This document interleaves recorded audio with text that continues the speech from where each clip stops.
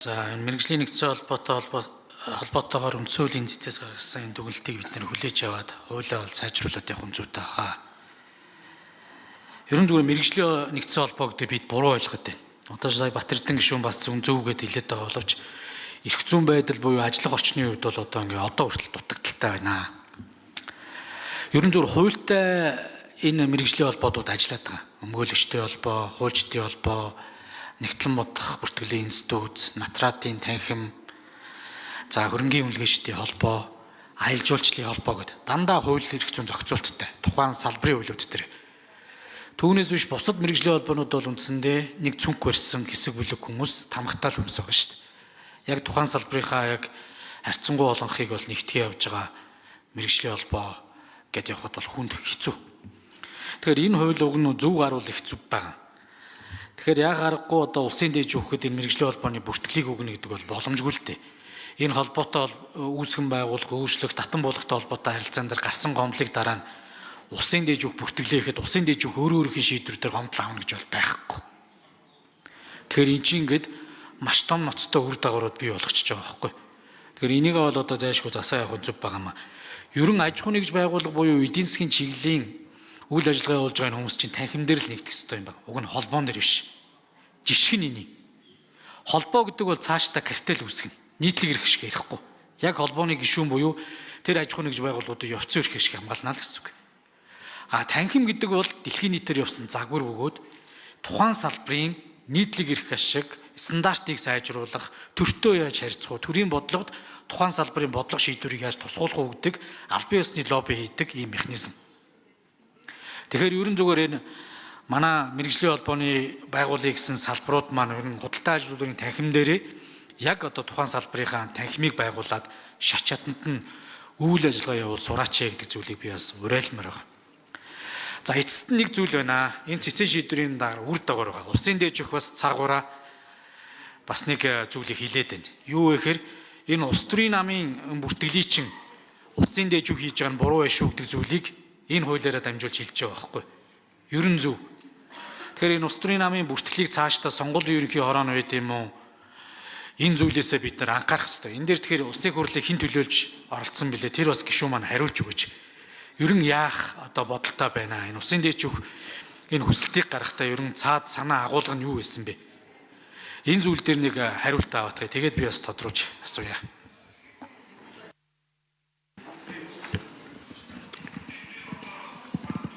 Хариулах уу? За үндсэн хуулийн зэчтэр итгэмжлэлийн төлөөлөгчөөр ажилласан томилогдсон Батнайрамл гишүүн асуултанд хариулъя. За сайн зүрх гишүүний асуултанд хариулъя. За зарчмын үед бол тантай санал нэг байна. За үндсэн хуулийн цэцгийн дүгнэлтэн дээр бол нэгсэндөө мэрэгжлийн нэгдсэн холбоодын эрх зүйн байдлын тухай хуулийн 6-гийн 1 дээр бол мэрэгжлийн нэгдсэн холбоодын үүсгэн байгуулснаас хойш 30 хоногийн дотор улсын дээд шүүхтэр бүртгэн нэгсэндөө одоо тайлбартаа үндсэн хуулийн олон зөрчилтэй байна гэж гаргасан байна. За мөн энэхүү тайлбарт бас таны нэмэлт асуулттай холбоотойгоор үндслээ бас тайлбарлсан байна. Ер нь ашигын болон ашигын бус үйл ажиллагаа явуулж байгаа. За мөн одоо эдийн засгийн салбарын хүрээнд мэрэгжлийн үйл ажиллагаа явуулж буй одоо этгээдүүдийн нэгдсэн холбоо нь худалдаа бизнес эдийн засгийн өргөн хүрээний харилцаанд бие дан орох. За мөн одоо ашигын болон ашигын бус үйл ажиллагаа явуулж байгаа ийм хуулийн этгээдийн үүсгэн байгууллагатай холбоотой харилцаанд улсын дээд шүүх оролцох нь эрх зүйн онлын болон хууль зүйн чиг үүргийн хувьд тохирохгүй төдийгүй шүүх эрх мэдлийн чиг үүргийн хувьд зөрчилдөх үр дагавар үүсгэхээр байна гэсэн байна. За тэгэхээр энэ мэрэгжлийн холбоод бол яг хуулийн этгээдийн хүрээнд бол энэ төрийн бус байгууллага. За таны хэлсэн бас яг одоо Монгол улсын шүүхийн тухай хуулийн 25-ын 8-д зааснаар бол улс төрийн намын бүртгэл бол улсын дээд шүүхтэр бол явдаг байгаа. Бас хуулийн этгээдийн хүрээнд бол энэ чинь бас төрийн бус байгууллага гэж бүртгэж байгаа шүү дээ. Үүнийгээ бас ялгааг нь тайлбарлахдаа дараах байдлаар тайлбарласан байна. Улс төрийн намыг бүртгэх чиг үүрэг нь иргэдийн улс төрийн үзэл бодлороо чөлөөтэй эвлэлд нь нэгдэх үндсэн эрхийг хангах. Үндсэн хуульд заасан төрийн эрх мэдлийг ард түмний мэдэлд байх зарчим иргэд улс төрийн нам байгуулж эсвэл намд ирсэн нэгдэх замаар төрийн удирдах оролцох эрхийн баталгааг хангахад улсын дээд шүүх оролцох ийм агуулгатай бас тайлбарлсан байна. За бас нэмээд хүний эрхийг ноцтой зөрчсөн, ялгуурлан гадуургасан, за Монгол улсын тусгаар тогтнол бүрэн эрхэт байдал, нутаг дэвсгэрийн бүрэн бүтэн байдал, үндэсний эв нэгдэлд ноцтой аюул учруулах үз хууль бус үйл ажиллагаа явуулах улс төрийн намыг бүртгэхээс татгалзах.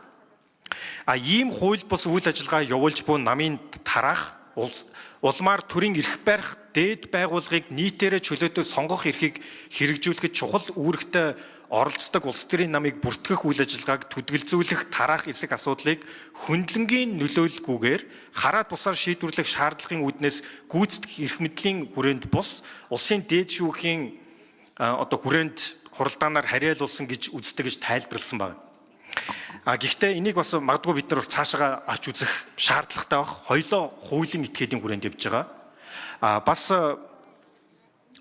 за мөн хэдийгээр улсын төрийн эрх байх дээд байгууллагын нийтээрээ чөлөөтэй сонгох энэ эрхийг хэрэгжүүлэхэд хараад бусаар шийдвэрлэхэд улсын дээд шүүх оролцож байгаа гэж байгаа боловч бас олон улсын жишгийг бас энээр харах зүйтэй байх гэж бодож байгаа. Гэхдээ энэ бас ялгаатай нэмэлт тайлбараар бас энэ үндсэн хуулийн цэцгийн дүгнэлтэндээ бол тусгаж өгсөн байна.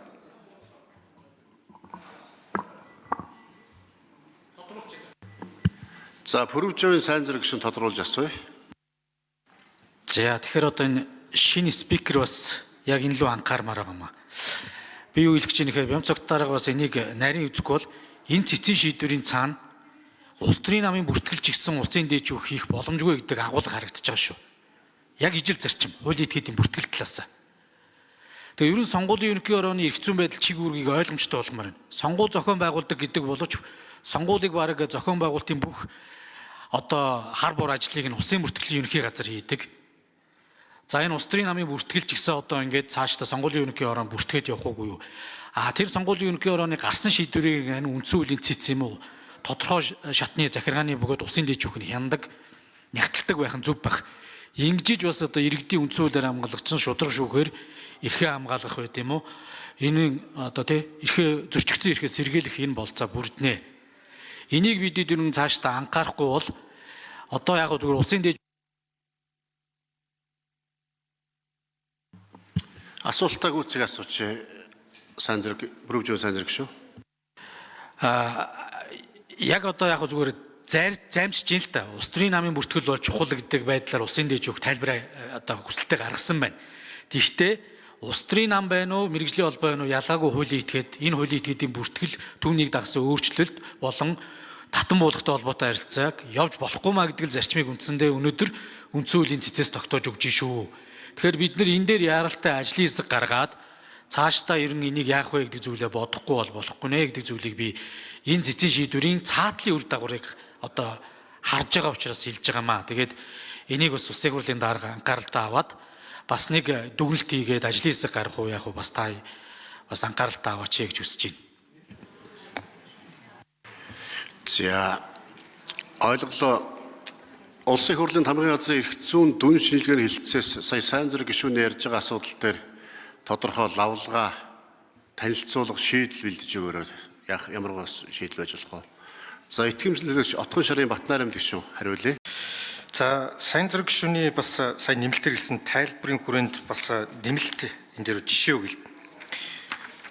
Яг үндсэн хуулийн цэцгийн тайлбар дээр бас хөндлөнгийн шинжээч аваад олон улсын жишгийг бас харсан байна. За дэлхийн жишгээс мэргэжлийн нэгдсэн холбооны асуудлыг болохоор илүү захиргааны байгууллага, за тэр дундаа салбарын яам, хууль зүйн товчоо, иргэний хэргийн яамыг эрхлэх чив үүрэгт бол багтдаг юм байна. Цөөн тохиолдолд ердийн холбооны бүртгэл шүүх эрх мэдлийн байгууллагад харьяалагддаг боловч бид бүртгэл нь илүү анхан давж залдах шатны шүүхт байдаг бол улсын дээд шүүхтэр харьяалуулсан нь бол ингээд бусад орны загвараас ингээд ялгарч байна гэж гарсан байна. Тэгэхээр магадгүй яг энэ дэлхийн жишгтэр бас улс төрийн намын бүртгэл бас яг хэр байдаг. Үнэхээр улсын дээд шүүхтэрээ харьяалагддаг юм уу гэдгийг бас энэ дээр бас давхар харах нь бас зүй